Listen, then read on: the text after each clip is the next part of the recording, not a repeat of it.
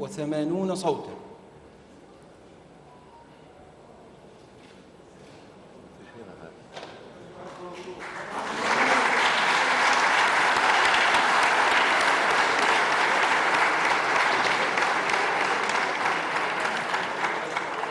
بسم الله الرحمن الرحيم. أعلن انتخاب السيد العضو عبد الوهاب عبد الرازق حسن رئيسا لمجلس الشيوخ.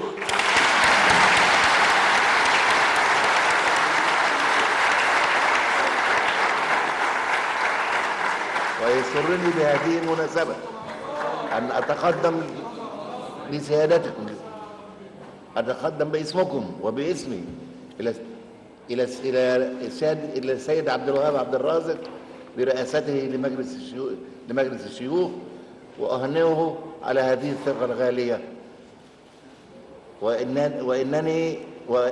وأتمنى للسيد عبد الرازق عبد الوهاب التوفيق والسداد في رئاسة المجلس.